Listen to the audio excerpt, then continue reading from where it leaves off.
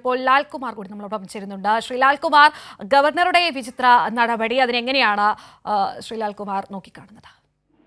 അല്ല, ഞാന് അതിന് അത്ഭുതമായിട്ടൊന്നും കാണുന്നില്ല.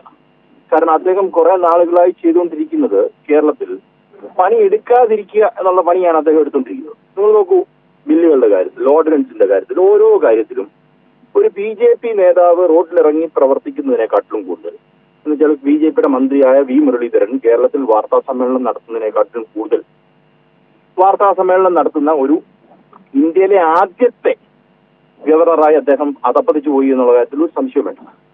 അതിപ്പം നമ്മൾ ഇത് പല പ്രാവശ്യം ചർച്ച ചെയ്ത് അവസാനിപ്പിച്ചിട്ടുള്ള വിഷയമാണ്.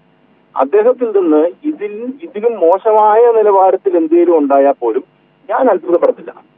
നോക്കൂ, ഭരണഘടനാപരമായ ഡ്യൂട്ടിയാണ് അദ്ദേഹത്തിന്റെ നയപ്രഖ്യാപനം നടത്തുക എന്നുള്ളത്. അത് ഭരണഘടനാപരമായ ഡ്യൂട്ടിയാണ്.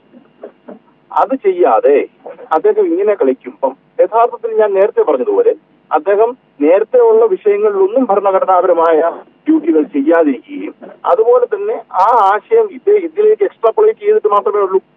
പിന്നെ ഞാൻ ഇതിനകത്ത് എനിക്ക് പേഴ്സണലി ഞാൻ കാണുന്ന ഒരു കാര്യം, അദ്ദേഹം അധികം സംസാരിക്കാതിരിക്കുന്നതായിരിക്കും നല്ലത്. കാര്യം അദ്ദേഹത്തിന്റെ ഈ എക്സ്പ്രഷനും ഈ പറയുന്ന ഈ സംസ്ഥാനത്തോടുള്ള ഈ വെറുപ്പടങ്ങുന്ന രീതികളൊന്നും നമ്മൾ കൂടുതൽ നേരം കണ്ടുകൊണ്ടിരിക്കണ്ടായല്ലോ. കാര്യം നേരത്തെ അങ്ങ് എണീച്ചു പോവുകയാണെങ്കിൽ ഈ കാണുന്നവന്, ഈ മലയാളിയായ ഓരോ മനുഷ്യനും ഒരു ആശ്വാസം കിട്ടും. ഇദ്ദേഹം കുറച്ചാ സംസാരിക്കുന്നതെങ്കിൽ, അത് അങ്ങനെ വാർത്താ സമ്മേളനമാണെങ്കിൽ അല്ലാതെ. നോക്കൂ, ഇത് ഇത്രയും കടുപ്പിച്ച് പറയേണ്ടി വരുന്നതിന് കാരണം എന്താണ്? ഒരു സംസ്ഥാനത്ത് വന്ന് ഇത്ര മോശമായി ബിഹേവ് ചെയ്യുന്ന ഒരു ഗവർണർ ഇതിനു മുമ്പ് ഉണ്ടായിട്ടുണ്ടോ? ഇല്ല. നോക്കൂ, നമ്മൾ പലപ്പോഴും നമ്മളോട് രാഷ്ട്രീയമായ വ്യത്യാസമുള്ള സർക്കാരുകൾ ഇവിടെ ഗവർണറെ അപ്പോയിന്റ് ചെയ്യുകയും നമ്മൾ ചിലപ്പോൾ ടസൽ ചെയ്യും, ചിലപ്പോൾ ടസൽ ചെയ്യത്തില്ല. പക്ഷെ എന്നാലും സംസ്ഥാനത്തിന്റെ വെൽഫെയറുമായി ബന്ധപ്പെട്ട് വരുമ്പോൾ ഒരു കാരണവശാലും അതിനകത്ത് രാഷ്ട്രീയം കടന്നു വരാറില്ല. ഇപ്പൊ പൂർണ്ണമായും രാഷ്ട്രീയം മാത്രമാണ്. പ്രതിപക്ഷ നേതാവ് V.D. സതീശൻ പറയുന്നതിനെക്കാട്ടിലും കൂടുതൽ രാഷ്ട്രീയം പറയുന്ന, മുഖ്യമന്ത്രിക്കെതിരെ രാഷ്ട്രീയം പറയുന്ന ഒരാളായി ഗവർണർ അധപ്പതിച്ചുവെങ്കിൽ ഞാൻ അത്ഭുതമൊന്നും കാണുന്നില്ല. അവസാനത്തെ പാരഗ്രാഫ് വായിച്ചു എന്നുള്ളത് നമ്മുടെ ഒരു ജോലിക്ക് വേണ്ടി. ഇപ്പൊ വീട്ടിൽ പോയി അദ്ദേഹത്തിന് മിക്കവാറും ഡൽഹിയിലോ എവിടെയൊക്കെ പോകണമായിരിക്കും, അത്യാവശ്യം ഡൽഹിയിലൊക്കെ പോകണമായിരിക്കും. അപ്പൊ ഇവിടെ വായിച്ചുകൊണ്ടിരുന്നു കഴിഞ്ഞാൽ സമയം നഷ്ടമല്ലേ? അതായിരിക്കും അദ്ദേഹം ഉദ്ദേശിക്കുന്നതാണ് എനിക്ക് തോന്നുന്നു.